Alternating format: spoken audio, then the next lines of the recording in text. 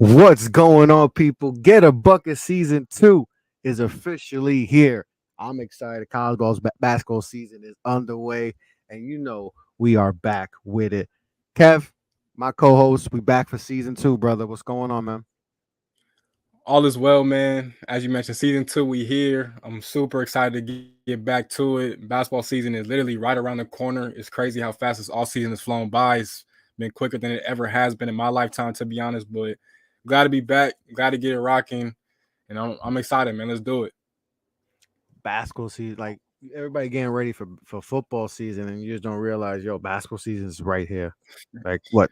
October is 9 days, 10 days away. I don't know how many days are in September, but and then October is just it's here and all that. So it's the best. This is the best time of the year if you're a sports fan. You got everything going on right now. But we're gonna kick off season 2 of Get a Bucket. But first, this season is brought to you by SeatGeek. SeatGeek, your number one place for all your ticket needs. You get $20 off your first purchase with promo code Off the Ball Network. Shout out to the network and all that. Off the Ball Network, all caps. You get $20 off your first purchase. With college basketball season underway, NFL season, we still got baseball playoffs coming up. I think hockey's around the block too. So whatever you need, whatever sport you rocking with, use the promo code Off the Ball Network for $20 off your first purchase at SeatGeek.com. All right, Kev, we're gonna kick it off season 2 with the Big East preview show. And the Big East, as we all know, one of the better conferences in the country, and they have the defending national champions. And okay, we talked a lot about UConn last year with Coach Hurley, and maybe we little set a little fire to him because we would say, hey man, Mm-hmm. you got a lot of talent. You maybe not that he may be on the hot seat, but it was like, hey man, we got to see some Coach Hurley. We know you got the bloodline and all that, but we need to see some, and then they did. They showed us something, Kev, by winning the net. They winning the natty and holding the trophy at the end of the season. So, they're coming in with a nice squad too. But just to give people, what's going on in the Big East, we got some new faces in new places. We got Kim English taking over at Providence. We got Rick Pitino, it feels kind of Dion-ish. With Dion, he bringing his Louis. He kicked out everybody. Everybody left. You know, Mm-hmm. everybody. I think there's like Soriano's the only Yep. dude that was there last year that is on this squad too. He got, he brought in a whole new squad. We got Ed Cooley taking over for Pat Ewan at Georgetown and all that. So 3 new coaches in the Big East. Kev, rank rank rank them for me from toughest job to toughest to least toughest for you. I definitely got to put Providence one. Like, let's be honest, they're in Rhode Island, right?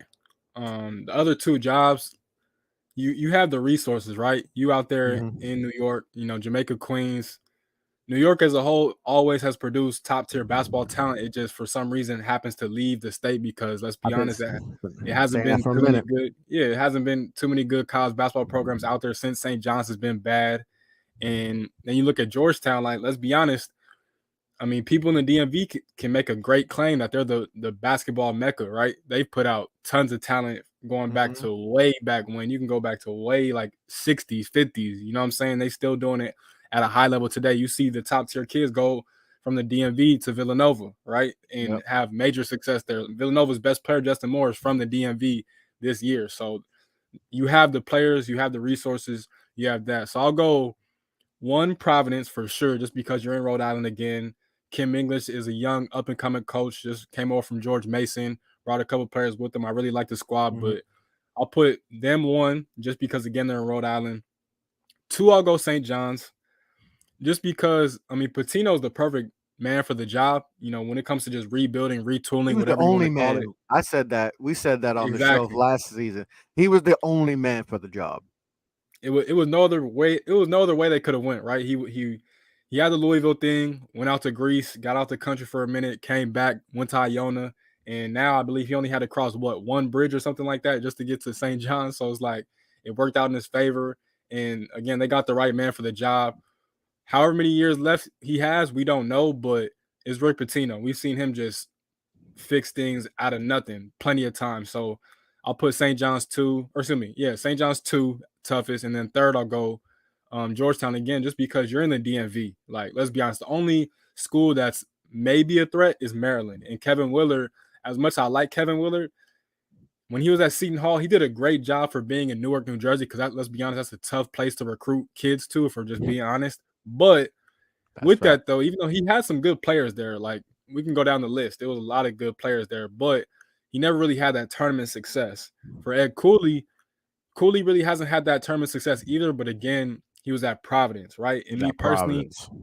I think I'd rather be at Seton Hall than Providence. That's just me. I could be wrong about saying that, but I think I could get kids to Newark over getting them to play in Rhode Island. But that's just Yeah, me. 100%. Like I think Newark gets like a natural like because you just hear Newark, you're like, oh, it's not Yeah. as bad as it used to be. Like it's, I mean, obviously, it's like any, you know how it is. It's like any other Hmm. place where they have the bad areas. You just don't go there. Newark has Hmm. definitely been better, but like I said, you could recruit kids to Newark rather than Rhode Island. Rhode Island's a tough sell. So if you could get it Exactly. done there, like you get major props for getting it done in Providence. Bingo. And then again, man, with Georgetown, again, it's talent everywhere. You can go if even if you recruit if Ed Cooley just recruited the C tier talent. I know the fans don't want to hear this, but if Ed Cooley just recruited the C tier talent, with all due respect to those players, I'm not gonna say names, Squad. but just generally speaking, exactly, you could put together a squad that can compete in the Big East at a high level, because the DMV Hmm. produces some of the best basketball talent we've ever seen. Just look no further than KD amongst others, right? So to me, Georgetown, I think out of those three, is probably going to take Cooley the longest to really get his footing down, just because, again, we don't want to put no shade on Pat Ewing, but he's really starting from scratch, right? At least St. John's really is supporting Rick Pitino as much as they can. Providence, with Kim English, they're doing the same thing. Again, he's a young up and coming coach. He knows the landscape, but Cooley, he's really got his work cut out for him at Georgetown. But I think it'll take him probably about 2 to 3 years, and then he'll get them going in the right direction. Yeah, like you said, he doesn't even have to go anywhere. He could just recruit in his backyard. And like you said, it's kind of like I always, refer to like the DMV as far as like Florida with college football, right? If you're one of those Florida schools, you don't got to go anywhere. You just go right there in your backyard, and you even if you get the B players, those B players are pretty damn good and all that. So Cooley, he's taking over a tough. It's been rough, like you Mm-hmm. said, Pat. It was, whether he wanted the job, didn't put all, when you get one of the old school type of player, former, star, Hall of Famer, those guys, it's tough to adapt to college, right? To me, it might be tougher to adapt from being an NBA coach, which he was, Pat. He's an NBA, assistant coach for a minute, and going to college, and the other way around, right? I feel like that adjusting to that is tougher than if you go in from college to the pros and all that. And we've seen that a lot where guys just it's hard because now you get recruiting and all that. It's a lot of work. It's a 24/7 job, so but Cooley got his hands full. Rick Pitino, me being in New York, Kev, he's got there's an energy now. Obviously we Mm. got the Knicks here, but we don't have college. Like I said, I've talked to you before. We don't give a damn. Like overall, nobody they don't care Mm-hmm. about college basketball, especially in New York. And I always said, man, if New York had like obviously we don't got college football, we don't count Syracuse, and all that, and so we don't have in the city, we don't have a team that's D1, but like I said, if we ever get a college, if St. John's gets rocking, this city gonna go get behind it, and it's definitely a different energy now. Like people are excited about Pitino and all that he bringing, and he had a solid recruiting class coming in, and he's got some new faces coming in, and Soriano, the big man, 15 and 10, he got a double waiting. So, I think Yep. people need to temper expectations, like you said. It gets is getting like Dion in Colorado, like kind of, and I feel like if they start off like 5-0, like people are they're gonna be ranked, and then people are gonna go crazy. But you will see we'll see improvements for them this year. But I like you said, year 2, year 3, St. John's. That's Problem. something that could be a real problem. And especially if they have any type Mhm. of success this year, the recruiting scene, like I said, those New York kids that have been leaving, they might be like, yo, St. John's? Because listen, Rutgers, right Man. over the bridge, New Brunswick, Mhm. they got they're doing some stuff at you know they're doing, and when we talk the Big Ten, we'll get into them deeper and all that, because and then it's just showing that tri-state area basketball, it's maybe coming back. Rutgers was never getting those type of recruits in basketball. Now they might be getting what, two of the top five kids and two of the top three guys in the country. Because Mhm. Harper was going to go to Duke, but obviously Coop reclassified, so that kind of changed. So they might be get Harper. So we'll get more into that, because I'm excited about talking about Rutgers and all that. But obviously, three new coaches, and then we'll see. I think they'll have success, though. They're all good coaches, and I think they'll get those places turned around. But some incoming freshmen we got coming in. Right? A lot of some good freshmen coming in. We got Steven Castle, UConn 5-star. He's a stud. That, and UConn overall, their recruiting class. Solomon Ball, Jalen Stewart, Jaden Ross. Like, they got a squad. You know, St. John's picking up Simeon Wilcher. That was big. That was big. And that was kind of Pitino's first. That's his first big, recruit and all that. And like I said, he's a Jersey kid and all that. Getting those kids in the tri-state area to stay here, stay local is big. And that was his first big recruiting recruiting get. But Providence got some guys and all that. Marquette got Trey Norman, who I like a lot and all that. So out Yep. of others, if there is any other freshman that you're looking forward to, or anyone I just mentioned that you're looking forward to, watching this year and this season. I mean, you got to say Stephon Castle, right? I mean, as you mentioned, he's a 6'6" point guard.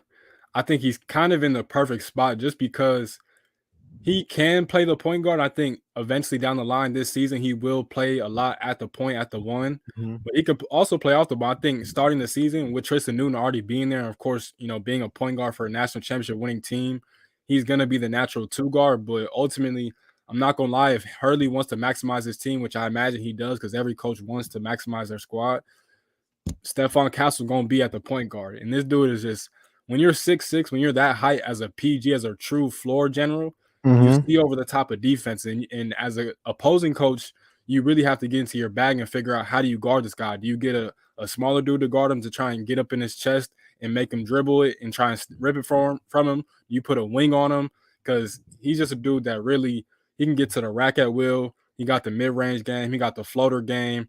Very solid defensive player too. So UConn fans are in for a treat, because especially playing alongside guys like, again, Tristan Newton, Alex That's gonna be Caravan, good. Donovan Clingan.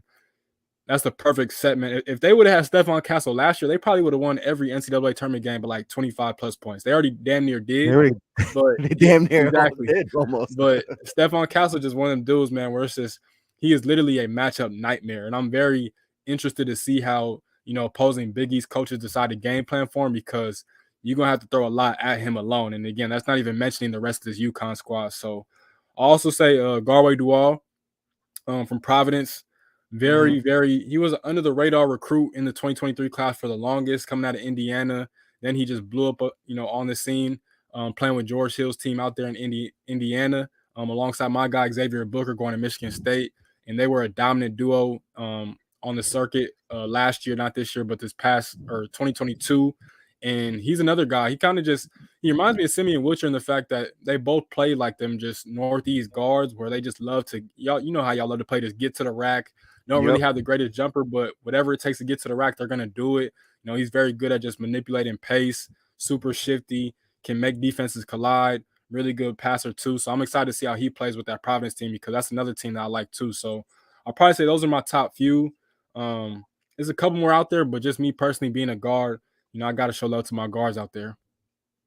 Yeah, there's some good guards. Like you said, they got that New York flair to them. And Timmy Butcher is exactly like a lot of these New York dudes, like the typical, prototype. You know, 6'4" can just gets to the rack. Just likes to do that. So I'm looking forward to see how Pitino utilizes him and all that.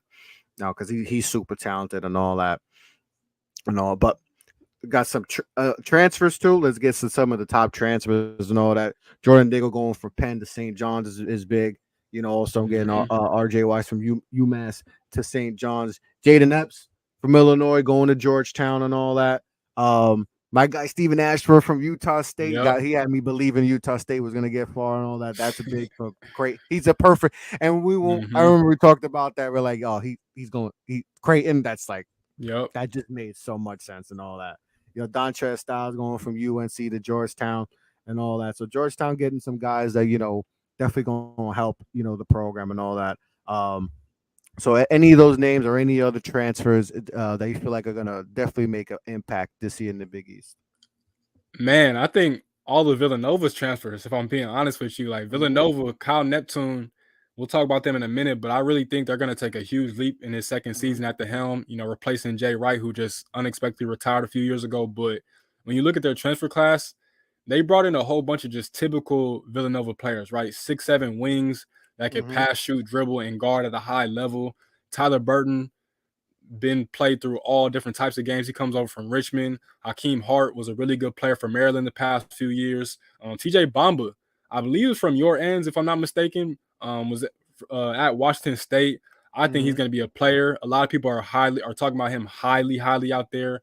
You know, in Philly, I think he's going to have a great year for him.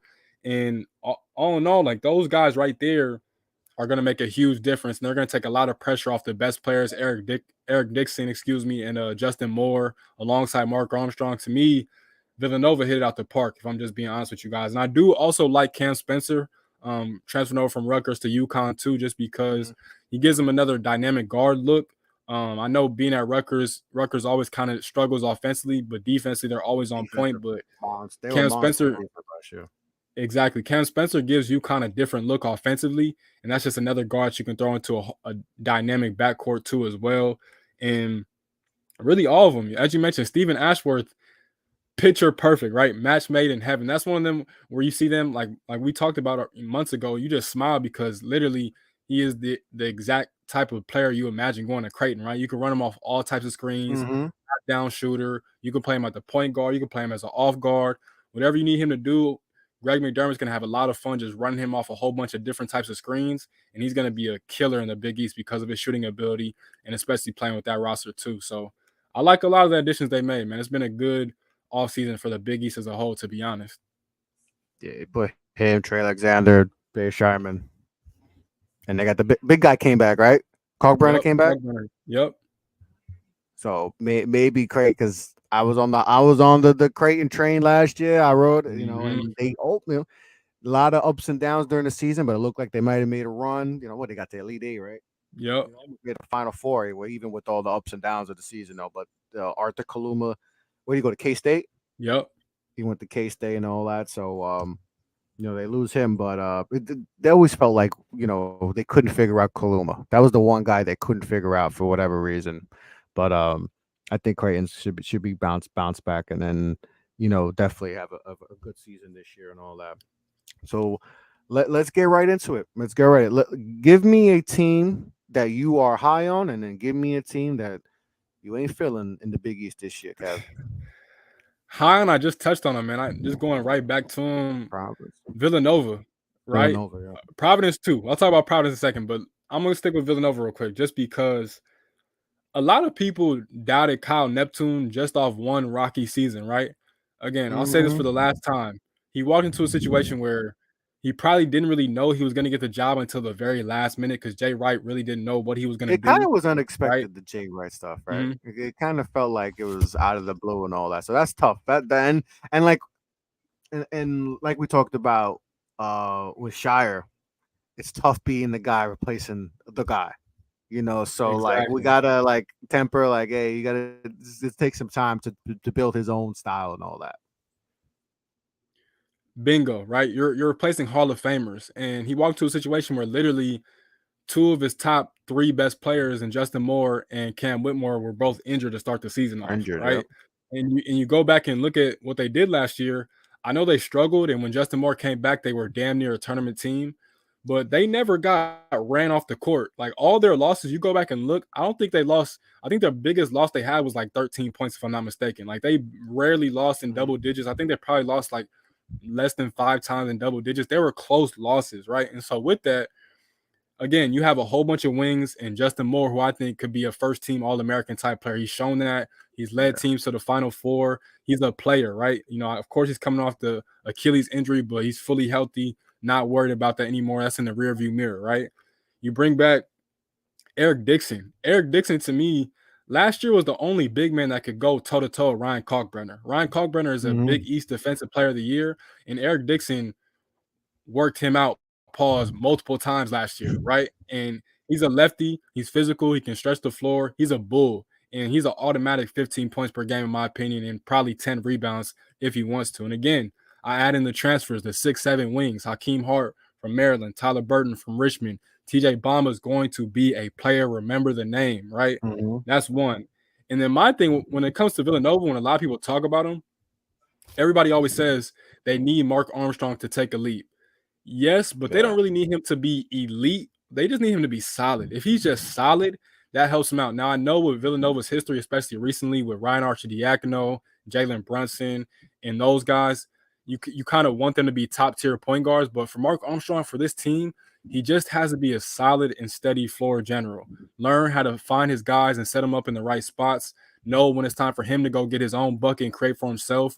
Know when he got to turn his energy up. Like he has the lead in different ways that don't necessarily include scoring. And if he can just do that, I believe in him. Now, I watched him play for Team USA. I believe it was FIBA U19. The team Yeah. struggled, but he had some really good flashes, right? The team overall roster construction was just poor, if I'm being honest, but he showed out more than a lot of guys on that team. And if he can just stay on that course, I truly believe in what he can do. And then Providence, staying on the high side, then I'll get to the low side. To me, look, the jury is still kind of out on Kim English, right? He's done a pretty good job. He's advanced in the coaching ranks very, very fast, but it's because people believe in him. And I'm not mad at them for believing in him because he's shown us things. And with this Providence squad, I already mentioned Galway Duval. To me, Jaden Pierre was a freshman last year. He's going to be a sophomore this year. I think could end up being one of the better point guards in the conference, if not the best point guard in the conference. I know Tyler Kolek was a first-team All-American last year, but Jaden Pierre has the capabilities to be a stud this year for Providence. You look at Bryce Hopkins, another guy, NBA player, could be an NBA player. All-American Yep. too, right? 6'7", big body, small forward / power forward. You can play him at either spot. Monster. Devin Carter, one of the best defensive players in the entire country. I think he has like a stupid long wingspan. All he does is get deflections and easy steals for dunks every single time. Like he's a menace on the floor. And then another name, coincidentally, actually transferred from UConn to Providence last year for at Cooley, is Corey Floyd Jr. Another player, he actually played on team final with Justin Edwards, Imani Bates, and Jalen Duran when they won Peach Jam a few years ago. And he was one of the better guards on that team. I think he takes a leap too. I believe he should be a redshirt junior, if I'm not mistaken, this year. He's going to be a player too. So I really enjoy this Providence team. Now, the low side, I'm going to just go with St. John's just because, again, I understand the Rick Pitino craze, right? I believe in Rick Pitino. I'm a college basketball fan. I know how great Rick Pitino is. Do not get it twisted. Please don't make it seem like I'm hating on this dude. But it's year one, right? And as Year Prez just one. mentioned, Mm-hmm. they cleared out the entire roster. They're only bringing back Legit. one guy from last season. Soriano's the only And one. I understand. Exactly. And Joel Soriano is a good player, but the thing is, he was a good player on a very, very bad team. So how good is he? Bad. We really don't know, right? As a whole. So I think he's going to be good, especially if Rick Pitino believes in him. Rick Pitino knows what talent looks like. He recruited Donovan Mitchell amongst a whole bunch of other players, right? Before we knew who Donovan Mitchell was. But again, he clean swept everybody. Now he's going to ask a whole bunch of transfers, as you mentioned, RJ Luis, Jordan Dingle. When it comes to just being able to put transfers together, the only coach that we've really seen that do, we've only seen do that at a high level consistently is Muss down in Arkansas. And even with them, they usually start off SEC play slow and then they pick it up like mid-February, going into March.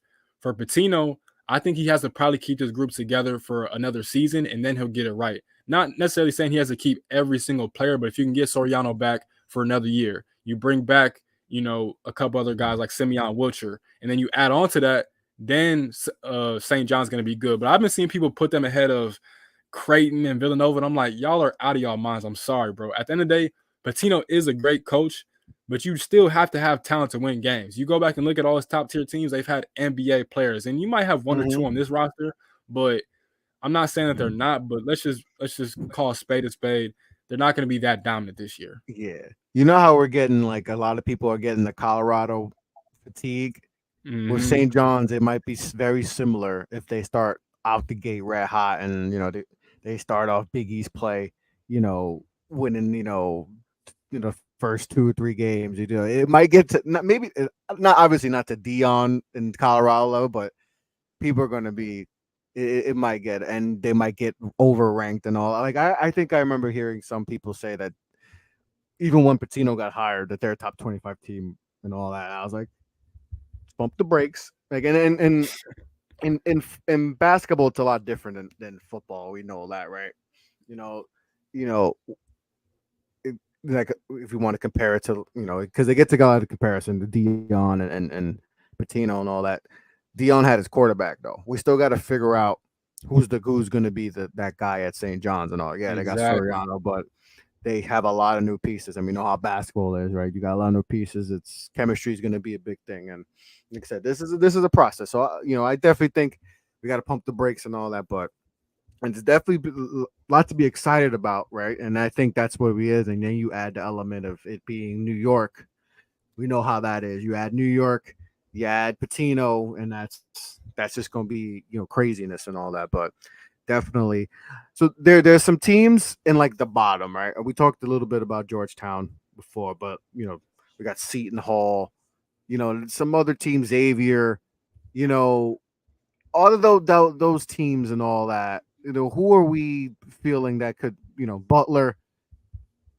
Who do we like out of that pack? Because it kind of feels like we kind of forget about that those couple of those teams and all that. Who do we like out of that those 3 or 4 teams and that kind of that might be in that bottom tier of the Big East? Man, I'd have to go Seton Hall, and that's actually you brought up another team that I'm low on. Xavier, I'm not high on I'm at not all. I'm not crazy about him Like either. a lot of people, and this one thing that really gets on my nerves, right? Is because a lot of college basketball fans love to talk about how Shaka Smart hasn't had that deep tournament run since he was with BCU, and I think that was what 2013 or whatever it Yeah, was, yeah. a decade ago, right? But these are the same people that idolize Sean Miller. I'm like, Sean Miller has never been to a Final Four, and Sean Miller was at Arizona. It was one of the most Squads. like what are we talking about here, right? You got Number Stanley one Johnson, you picks. got TJ McConnell, you got DeAndre Ayton got booted out the first weekend. And my Hmm. thing with this team, first of all, they're dealing with injury. Sadly, Zach Freemantle, it sounds like his career might be over, which is honestly just you never want that to happen before the season even starts. That's kind of tragic. He's dealt with a lot of injuries too, so that sucks. But losing Sule Boom, who was a major transfer get last year for them, losing Kobe Jones to the NBA, another really talented player. Desmond Cloud, I think, is going to be a player. Like I think Desmond Cloud's an NBA player, and they have a freshman too by the name of Dalen Swain too.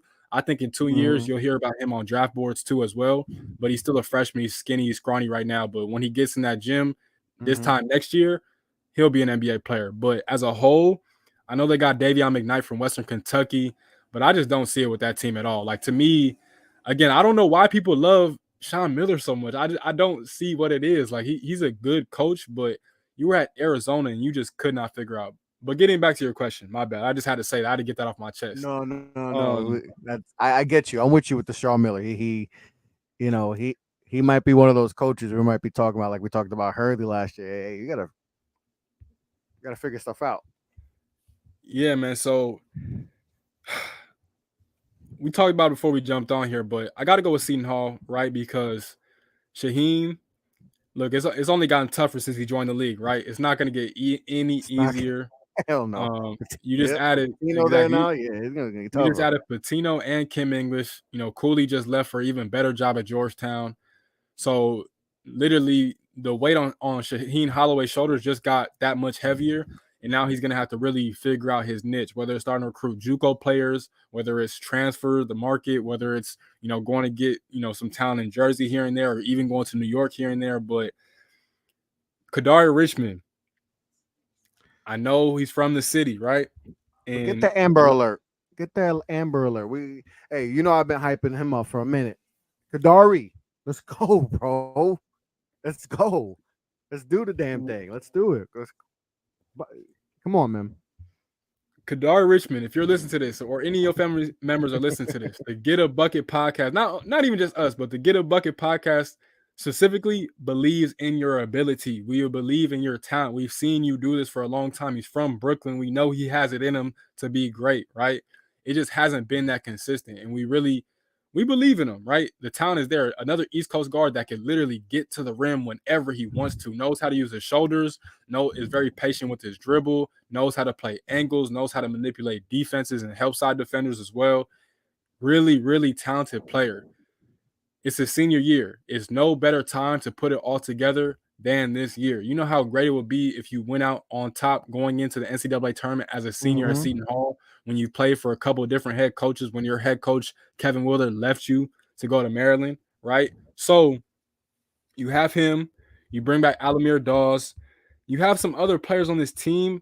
It's not the greatest roster. Even they got Sadrak Nganga. He actually played with Bronny a few years ago, 6'10", kind of bounced around a little bit. He's a player, went to AZ Compass down there, obviously in Arizona. So they have some players, right?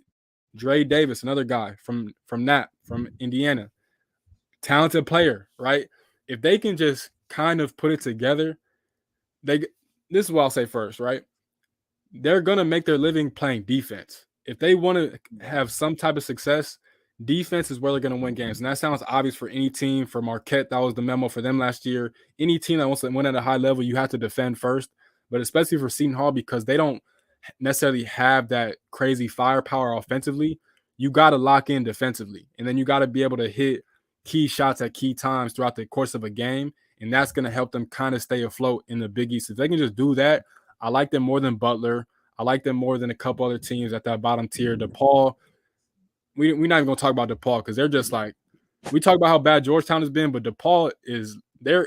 Whatever's below the sewer and the gutters, that's where DePaul is right now. I hate to say that, but it's bad. And because I know they have a rich history, but it's bad. And especially being in Chicago, like, what are we doing here? But that's another Doesn't conversation. that message you like you see some of these schools like St. John's and DePaul that are in like basketball cities, right? Chicago, New York, and you just wonder why. Like, even if you get, like we mentioned before, even if you get the B players, if the A players are going to the big schools, if you just get the B players, you should be a competitive club, right? You should be a competitive basketball team. It sometimes it messes with that's what's been messing with me with St. John's. Is like, we got players, right? Or you just go over the bridge in Jersey, scoop some of them up and get DePaul. It's because growing up for me, DePaul, they had they had a squad, they had some good players and all that.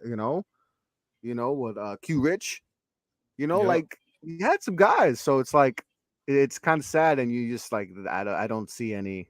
It's gonna be rough with DePaul, man. It's gonna be rough for them. Rough. And that's an understatement. I don't get it. Again, you're in a basketball mecca. You're in a city that's produced some of the greatest basketball players of Yeah, all their time. last winning season, they didn't even have it on the screen. That's how long it's been. All right, so they won in 2019. They went 19 and 17. So their only winning season since 2008 was in 2019. They have lost. They've been under 500 every season, other than and they didn't make the tournament. So they haven't made the tournament probably even longer than that. So it's been rough. It's been rough. A lot of turnover at the head coach position too. So this is their Mm-hmm. their fifth coach since and it's tough. This is a program that I respected growing up, and now it's just it's rough. It's rough, and it's not gonna get easier. Tony Stubblefield's got his hands. He got a lot of work to do. Got a lot of work to turn over this program, and I don't know if he's gonna be able to do it. And the crazy thing about it too, out of all those bottom tier teams we just mentioned, they probably have the best talent on paper, right? Because Mm-hmm. you have Jalen Terry. He's from Flint, Michigan. Was once upon a time committed to Michigan State, decommitted, went to Oregon, played there for I think 2 years. Now he's at DePaul. 6 foot, super athletic point guard, right? You have Elijah Fisher, was once upon a time the new up and coming player from Canada. He was supposed to be the next great player from Canada. We've heard that before. I know one of your guys on the Knicks, was dubbed that too. But he went to Texas Tech, didn't pan out. He played for Mark Adams. We've seen how that went. Mark Adams was trash. Got him up out the paint. They got a new head coach down there, and didn't work out. Now he's at DePaul, player. Then you have Caleb Murphy, was a star player at South Florida a couple years ago, one of the better players in that conference in the AAC, and he's just kind of just floating under the radar now too. And I look at the roster like they could put it together. They even got Mac Etienne from UCLA, and that was one of those guys that You got a lot reclassed. of seniors on the team too, so that usually, means something sometimes. But exactly. So if I'm just looking at rosters, I probably like DePaul's roster the most, but it's DePaul again. Even Zion Cruz, right? Originally from Jersey, I believe. He actually Mhm. just left. I don't know what happened. It sounds like a situation happened, but he ended up going to JUCO now. He's going to be at a JUCO this year. He was one of their most highly heralded recruits they've had in the past, I want to say 5 years, but it's probably more close to a decade, right? And now he's at a JUCO. We're wishing him the best, but we don't know what the situation was that got him there. And he literally just announced that like 2 weeks ago, and so that happened. But all in all, I'm gonna just stick with Seton Hall. I believe in Shaheen. He showed us he can make that deep tournament run in March, and I'm gonna stick with that. But until further notice, like I don't think Thad Matta has that much longer at Butler. I don't even know why he came back to the college game, to be honest. Um, Looking at DePaul again, they're just terrible. Shaheen is the only one in that tier that I truly have faith in. Yeah, I think Butler. I think that is nah. I think he's dead man walk. Not dead man walking per se, but I think I know DePaul's rough, but I think Butler's. This isn't the Butler of Mm-mm. 2009, 2010 that was making almost won a national. Damn near was a half court buzzer shot away Yep. like Gordon Hayward from winning a national championship, and then they went back a few years later after that. You know, yeah, that's a tough job right now in the Big East. That's tough, and then with an older, like we just talked about, older coaches and all that. With that, like he had his run, but that was in 2007 when he went to the national championship. That was Exactly. what 17 years ago. Because people keep bringing that Mm-hmm. up. I heard somebody, I forgot what I was listening to, and somebody, hey, this is a guy coach that took a team to a national championship. I was like, that was with Greg Oden and Mike Conley. That's that's a generation. That's like a generation ago, right? Like Exactly. so, like sometimes the game passes you, and I think it's gonna be tough for him. Like if you told me they finished last, say they got some players, but you told me they're in the bottom tier, one or two in the Big East, I wouldn't be surprised. I just think the game has passed them, and it's a tough gig. It's a tough gig right now for him. But But yeah, even Butler though, that's another place you're in a major market when it that's comes what I'm to saying. basketball talent, right? But I don't know. It just no, it just seems like it's gonna be tough for him. I think this the coach. It's coaching. And I think it just passed him and all that. Like had some moments last year, but it's just I don't know. Yeah, that's tough. Butler's tough and all that. Are there any? Yeah, I know we got conference realignment going. Whether are there? I don't know. I know it was big for not to get off topic, but I just thought about it for a second and how the conference realignment's going to change a lot in college. I know it was meant for like college football, but obviously it's going to affect Mhm. college basketball. And are there any teams that are coming to the Big East? Did you know of? I know there's a bunch of teams like USC is going to what Big Ten. the Big Ten and all that, and there's this I know Colorado's going to the Big 12 and all Hmm. that, but I don't remember hearing anything about the Big East. I know the Big East is in D1 and in college football. I Yep. know they're 1AA, but I don't know I don't remember hearing about teams going to the Big East. Yeah, I think it was a rumor about Gonzaga potentially joining, Gonzaga, yeah, because they want but to get Gonzaga in a big time exactly. conference. But I know I Yeah. understand why they're doing it, and not to get off like I understand why they're doing it because a lot, especially again, this is more targeted for college football, but they want more big matchups, right? It's about the Mm-hmm. matchups and like, but geographically, this is going to be a disaster. It's going Disaster. to be what crazy. It's Mm-hmm. going to be crazy because, like you said, USC is coming to the Big Ten. So think about it. USC is going to play Rutgers. Mm-hmm. And Rutgers is going to have to travel all the way To to the LA. left coast and Mm-hmm. all that. Like, so, like, I just think geographically, like, we're expecting a lot from these kids to travel a lot. Like, that's the one thing. And like I said, the Big East, I don't really think is going to be affected in this. So they'll be straight because, like I said, they don't have D1 in college football. So, Yep. but for when we get into other conferences and like it's eventually the Big Ten's gonna look. I mean, we already look weird because like you got some teams that just don't geographically don't make sense now in the Big Ten and all that. But now the Big 12 is gonna have random teams like, ACC is gonna have random teams and all that. Like we might not even have Pac-12 in 2 years. We might not. That might not be it. It'd be non-existent and all that. So It is. it's kind of And wild how college sports has changed. but I Over think time. I think I think that is a good thing for the Big East, though, as you mentioned. Football doesn't harm them, right? They're a Yeah, basketball first and you're a foremost basketball conference. school, yeah. And I think that's important to have because a lot of this, as you just mentioned, a lot of this realignment stuff happens because of college football, right? America loves its football. And the good thing about, again, the Big East is that it's one of the most historical slash classic conferences ever. It literally saved college basketball. And for the most part, it's probably going to go untouched. I would love to see him I add mean, they tried Gonzaga to just touch it. They got rid of the Big East oh for a yeah. little bit. Then what did they change the conference to again? I forgot.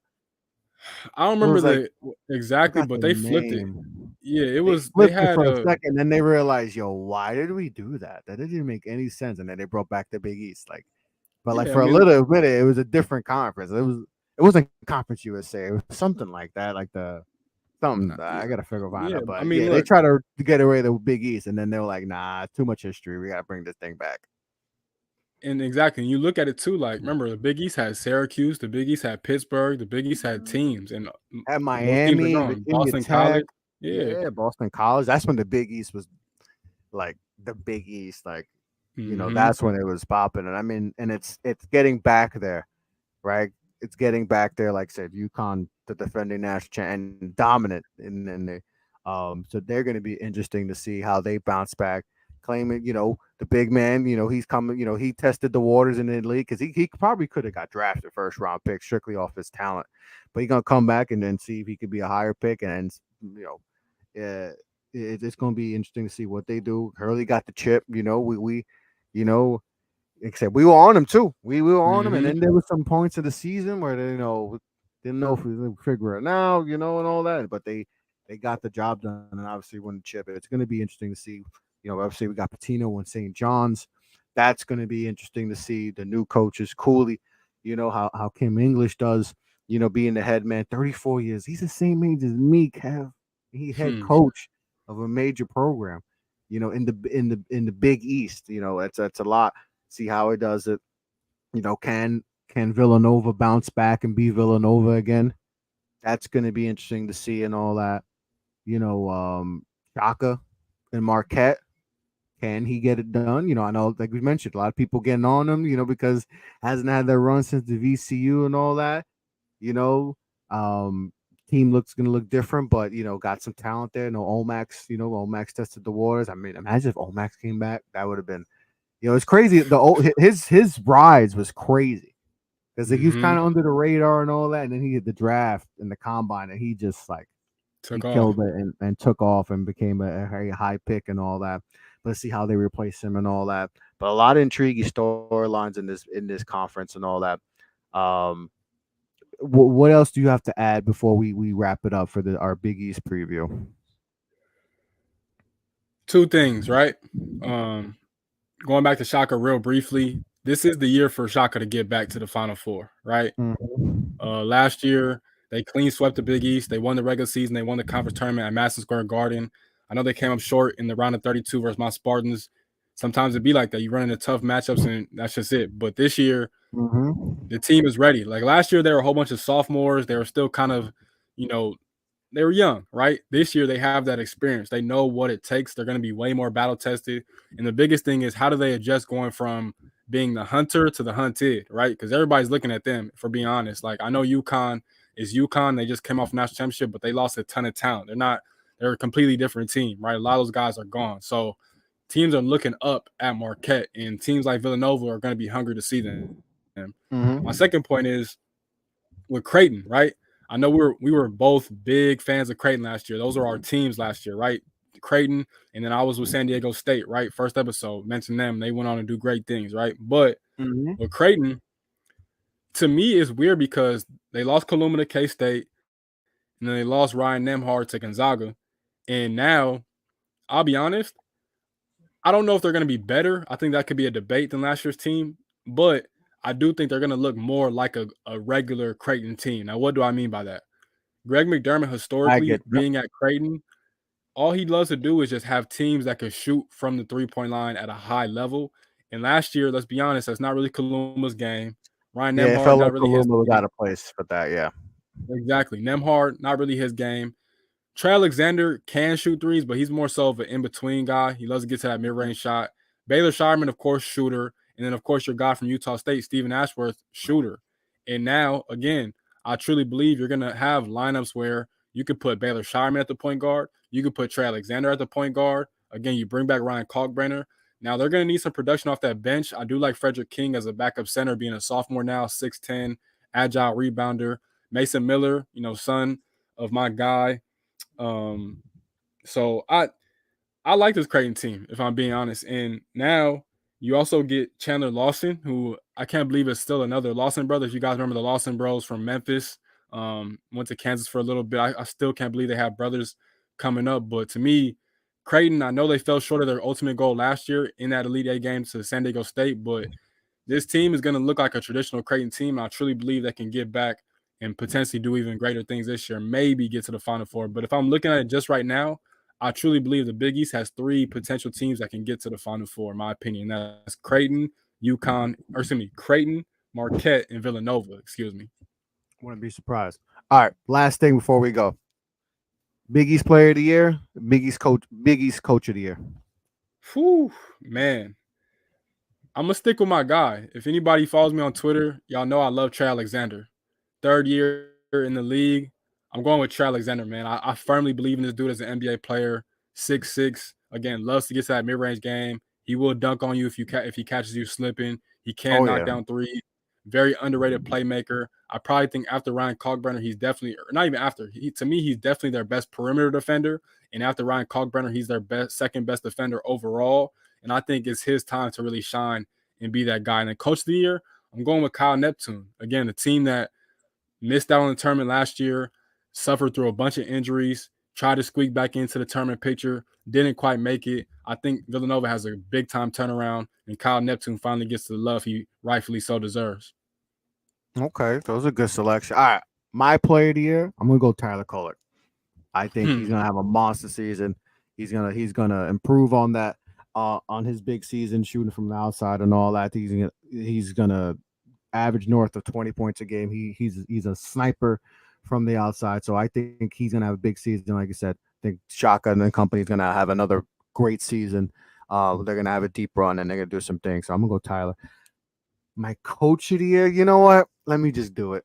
Let me just do it. I'm gonna go Rick Pitino.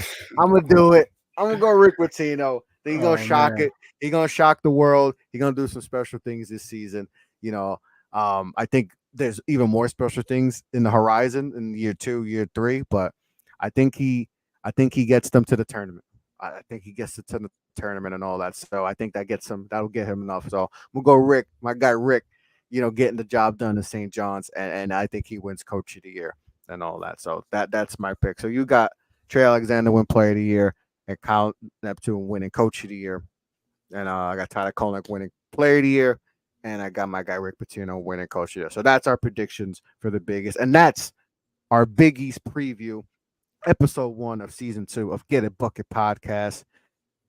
We back, Kev. We back. I'm excited. College basketball season's upon us. Um, any last thoughts before we wrap it up? Just stay tuned, man. This season's gonna be a movie. It's a lot of good teams, great teams out there, I believe, that are gonna be major threats. Me and Prez are only getting started again. Season 2, we back. Appreciate y'all for tuning in and tapping in.